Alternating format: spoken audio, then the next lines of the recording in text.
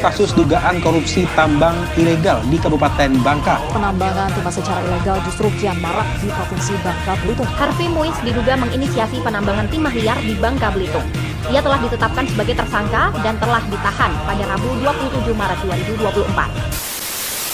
Assalamualaikum warahmatullahi wabarakatuh. Perkenalkan, nama saya Alisa Gaida Putri Fahmi dengan NIM 2310211220120 kelas D semester 4 Fakultas Hukum Universitas Lambung Mangkurat. Sebelumnya yang saya hormati Bapak Arisandi Mursalin SHMH selaku dosen pengampu mata kuliah Hukum Lingkungan. Oke, baik, jadi dalam video ini saya akan membahas suatu kasus yang saat ini masih berlangsung di Indonesia dan hingga saat ini juga masih belum menemukan titik terangnya, yaitu kasus tambang timah ilegal di Bangka Belitung. Dan saya akan memaparkan atau mengupas lebih jauh beberapa poin terkait kasus tersebut, diantaranya yang pertama ada kronologi, yang kedua ada dampak, yang ketiga ada penyelesaian permasalahan lingkungan secara litigasi dan non-litigasi, serta poin-poin lainnya. Baik, masuk ke poin pertama, apa sih kronologi dari kasus ini? Jadi kasus ini bermula dari 2018 yang dimana PT Timah melaporkan bahwa ada aktivitas tambang ilegal yang mencemari konsensi resmi mereka ke Bareskrim Polri. Polisi pun menggeledah smelter pada awal Oktober 2018 sebagai respon awal. Selanjutnya pada Januari 2020, Kementerian Lingkungan Hidup dan Kehutanan atau biasa disingkat KLHK menangkap pemodal tambang ilegal berinisial H alias AN di hutan produksi kawasan Mapur Bangka Belitung. Selanjutnya, sekitar Maret dan April 2022 dilakukan operasi gabungan oleh polisi, TNI, dan KLHK yang digelar di beberapa titik di Belitung Timur. Puluhan penambang ditangkap dan alat berat disita, diantaranya 45 tersangka, dan menetapkan 3 orang DPO atau daftar pencarian orang sebagai koordinator lapangan. Setelah itu, di bulan Maret 2023, pemodal besar berinisial TJC ditetapkan sebagai tersangka. Dan tambang ilegal makin meluas hingga ke wilayah pesisir yang menyebabkan kerusakan ekosistem mangrove dan laut. Lalu, pada Oktober 2023 terjadi longsor di tambang ilegal Nibung di Bangka Tengah yang menewaskan 1 penambang. Kasus serupa juga terjadi pada Mei 2024. Dan di bulan ini juga polisi menetapkan HRD sebagai kolektor pasir timah ilegal di Sungai Liat, yang dimana total tersangka dalam kasus tersebut mencapai 14 orang, termasuk ketua RT dan panitia tambang ilegal. Lalu, di bulan September hingga Desember 2024, ternyata ditemukan kasus korupsi yang dimana penyelidikan Kejaksaan Agung atau Kejagung menemukan skema besar korupsi tata niaga timah yang melibatkan pengusaha besar yaitu Harvey Muiz dan Helena Lim, serta 3 mantan Kadis Kementerian Energi dan Sumber Daya Mineral atau biasa disingkat ISDM, dan vonis 2-4 tahun untuk 3 mantan Kadis ISDM tersebut dikarenakan penyalahgunaan kewenangan dalam pengurusan izin usaha pertambangan atau biasa disingkat IUP. Serta Badan Pengawasan Keuangan dan Pembangunan atau BPKP dan Kejagung memperkirakan kerugian negara terutama kerusakan lingkungan mencapai sekitar 271 triliun. Dan di tahun ini dalam bulan Februari hingga April 2025, Polda Bangka Belitung dan Polair kembali merazia puluhan ponton isap produksi ilegal. Serta satwa endemik seperti buaya dan ekosistem mangrove terus berdampak, dan pemulihan hingga saat ini belum menyeluruh. Lalu, apa sih dampak dari pengerusakan dan pencemaran lingkungan beserta pengertian dan ruang lingkupnya? Dampak dari kasus ini yaitu yang pertama, kerusakan ekosistem, yaitu mangrove di pesisir rusak parah, laut tercemar logam berat, dan sungai berubah warna bahkan mengering. Yang kedua, kehilangan satwa dan flora. Tanaman hutan tidak bisa tumbuh kembali di kolong tambang dan populasi ikan lokal menurun. Yang ketiga, masalah kesehatan. Ancaman logam berat terhadap anak-anak dan ibu hamil dan muncul penyakit kulit serta gangguan pernapasan. Dan yang keempat, kerugian negara yang dihitung oleh Kejaksaan Agung dan BPKP mencapai 271 triliun serta kerusakan yang tidak mudah dipulihkan meski tambang telah ditutup.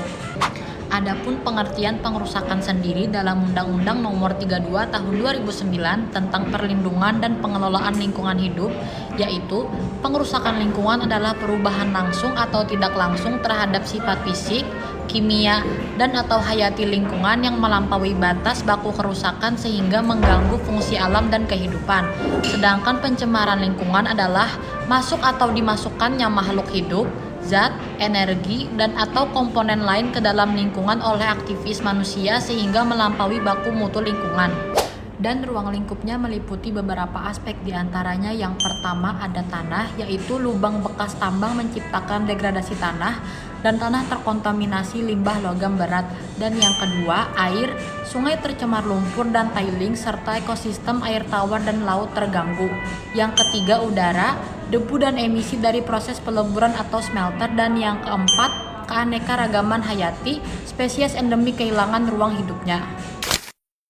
Lanjut, masuk ke poin kedua, gimana sih permasalahan hukum lingkungannya dari segi administrasi, perdata, dan pidananya. Yang pertama, kalau dilihat dari segi administratif, dalam kasus ini yaitu kegiatan penambangan dilakukan tanpa izin resmi atau tidak memiliki izin usaha pertambangan atau izin usaha pertambangan khusus, yang menjadi pelanggaran administratif. Lalu, pemerintah daerah dan kementerian terkait seperti ISDM dan KLHK lalai dalam pengawasan dan evaluasi izin, serta konsekuensi administratif yang didapatkan oleh mereka, salah satunya pembekuan kegiatan usaha tambang ilegal. Yang kedua, kalau dilihat dari segi perdata dalam kasus ini yaitu masyarakat termasuk nelayan, petani, dan warga sekitar tambang mengalami kerugian ekonomi dan kesehatan akibat pencemaran air dan tanah, dan kerusakan mangrove, laut, dan sungai menghilangkan jasa ekosistem yang bernilai ekonomis, serta konsekuensi perdata yang didapatkan oleh mereka adalah salah satunya tuntutan untuk pemulihan atau restorasi lingkungan atau disebut environmental restoration. Yang ketiga, kalau dilihat dari segi pidana dalam kasus ini yaitu pemodal seperti Harvey Moise dan lainnya dengan sadar menyusun skema korupsi yang memperparah pencemaran, dan limbah dan tailing dibuang langsung ke laut dan sungai tanpa pengolahan, serta konsekuensi pidana yang didapatkan oleh mereka adalah salah satunya penyitaan alat dan hasil tambang dan juga penetapan sebagai tersangka dan terdakwa seperti Harvey Moise, Helena Lim, dan 3 ex-kadis ISDM. Masuk ke poin ketiga, gimana sih prinsip penyelesaian masalah lingkungan secara litigasi dan non-litigasi? Prinsip penyelesaian masalah dalam kasus ini secara litigasi yaitu pelaku tambang ilegal bisa dijerat dengan Undang-Undang Nomor 32 Tahun 2009 tentang perlindungan dan pengelolaan lingkungan hidup serta KUHP. Dan jika menyebabkan kerusakan lingkungan, pelaku bisa dikenakan sanksi pidana dan perdata berupa ganti rugi. Lalu, penggunaan hasil kajian ilmiah misalnya pencemaran air, tanah, atau kerusakan ekosistem untuk mendukung tuntutan hukum. Dan polisi, jaksa, dan hakim lingkungan berperan dalam mengusut dan mengadili kasus. Serta dalam kasus ini sudah diselesaikan secara litigasi, yaitu penangkapan pelaku tambang ilegal oleh Polda Bangka Belitung dan sudah dilakukan penuntutan di pengadilan.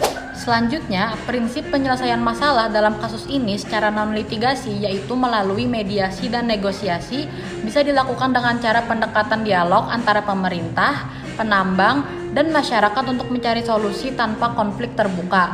Lalu, melalui restoratif dan rehabilitatif dengan fokus pada pemulihan lingkungan atau rehabilitasi bekas tambang, bukan hanya menghukum. Dan penataan dan legalisasi tambang rakyat dengan cara sebagian tambang rakyat bisa dibina dan diarahkan untuk menjadi legal melalui izin resmi. Dalam kasus ini bisa diselesaikan secara non-litigasi dengan program pemberdayaan penambang rakyat oleh pemerintah daerah dan pembentukan tim terpadu untuk penataan tambang ilegal.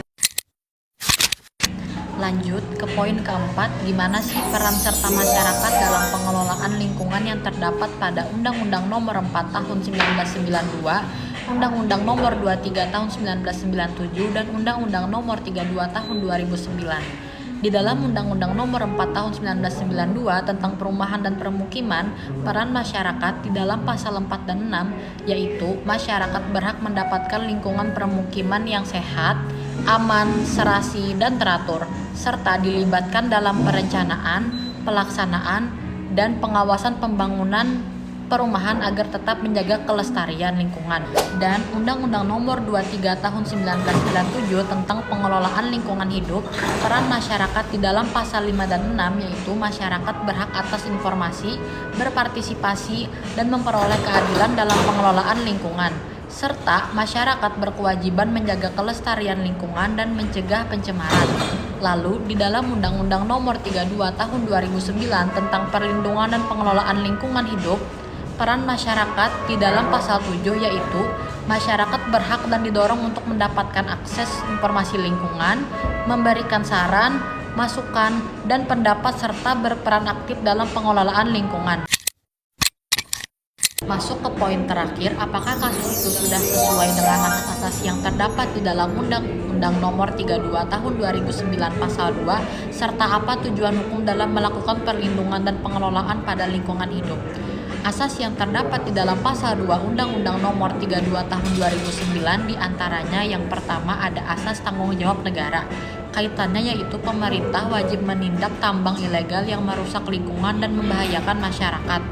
Pembiaran berarti abai terhadap amanat konstitusi dan undang-undang. Yang kedua, asas kelestarian dan keberlanjutan. Kaitannya yaitu tambang ilegal menyebabkan deforestasi, kerusakan laut, dan pencemaran air sehingga mengancam keberlanjutan ekosistem dan ekonomi jangka panjang seperti perikanan dan pertanian. Yang ketiga, asas partisipatif. Kaitannya yaitu masyarakat lokal kerap tidak dilibatkan atau bahkan dimanfaatkan oleh oknum tambang ilegal, padahal mereka seharusnya diberdayakan untuk menjaga lingkungan dan melapor pelanggaran. Yang keempat, asas keadilan. Kaitannya yaitu tambang ilegal seringkali dikuasai kelompok tertentu yang mendapat untung besar, sementara kerusakan lingkungan dan bencana ditanggung masyarakat kecil. Yang kelima, asas ekoregion.